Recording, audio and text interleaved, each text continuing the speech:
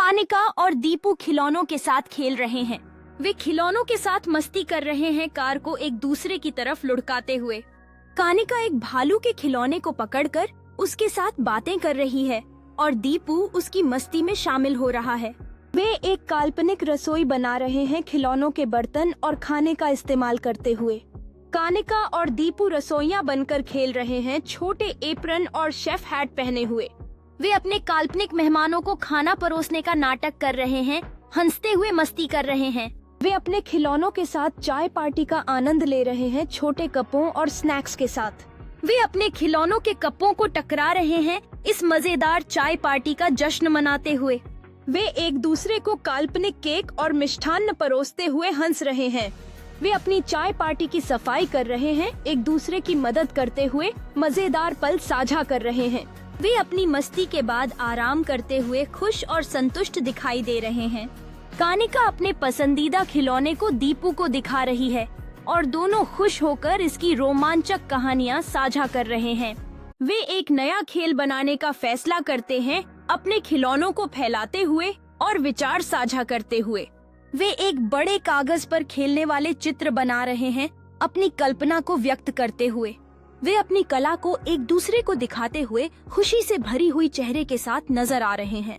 वे अपनी चित्रों के बारे में कहानियां सुनाने का निर्णय लेते हैं, एक दूसरे की बातों में खोए हुए। कानिका और दीपू बारी बारी से मजेदार और कल्पनाशील कहानियां सुनाते हैं, जिससे दोनों हंसते हैं।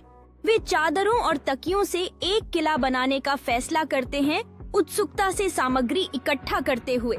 वे अपने नए बने किले में घुसते हैं, खुश होकर चादरों और तकियों के बीच बैठते हुए।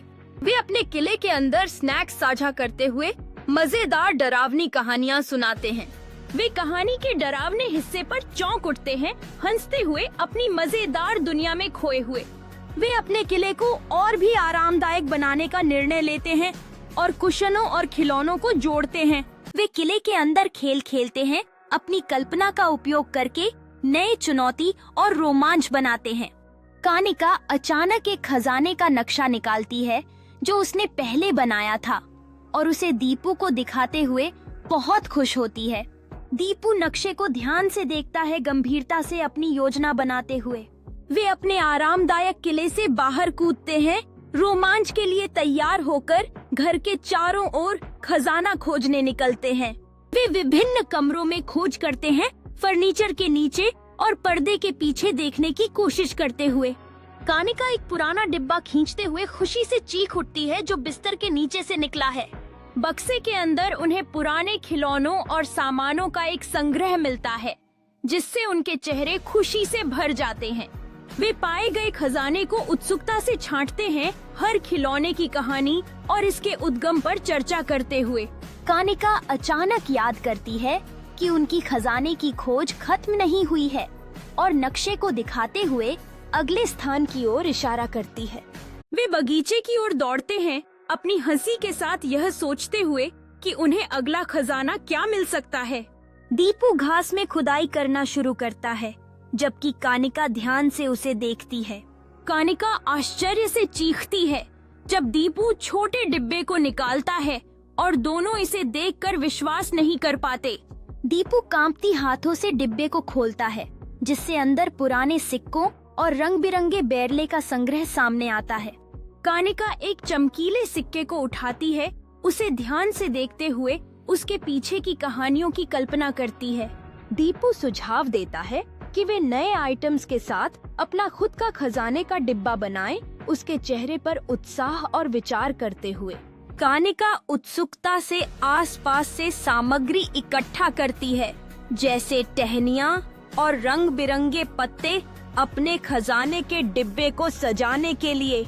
दीपू डिब्बे पर चमकीले रंगों से रंगाई करता है, उसके चेहरे पर रंग लगा हुआ है क्योंकि वह काम में लगा हुआ है। जब वे अपने खजाने के डिब्बे को सजाने का काम खत्म करते हैं, तब कानिका और दीपू खुशी से हाई फाइव करते हैं, अपनी रचना पर गर्व महसूस करते हुए। अपने दिलों में साहस के साथ कानिका और दीपू तय करते हैं कि वे अपने खजाने के डिब्बे को उसी जगह दफनाएंगे जहां उन्होंने पुराना डिब्बा पाया था। जब वे खजाने के डिब्बे को दफनाते हैं, तब कानिका उसके ऊपर एक छोटा पत्थर का चिन्ह लगाती है, ताकि वह उस स्थान को याद रख सके। खजाने को सुरक्षित रखने के बाद कानिका और दीपू हाथ में हाथ डालकर चलते हैं। उनकी हंसी हवा में गूंजती है और वे भविष्य की रोमांचक योजनाओं के बारे में बात करते हैं। जब वे बगीचे के फाटक तक पहुंचते हैं, दीपू कानिका की ओर मुड़कर मुस्कुराते हुए सुझाव देता है कि वे अगले सप्ताह और खजाने की खोज करें। कानिका उत्सुकता से सिर हिलाती है, जबकि वे दोनों बगीचे के फाटक से बाहर निकलते हैं। जब वे रास्ते पर चलते हैं, सूरज अस्त होने लगता है। बगीचे पर एक सुनहरी चमक बिखेरता है, उनके दिन की जादुई भावना को बढ़ाते हुए।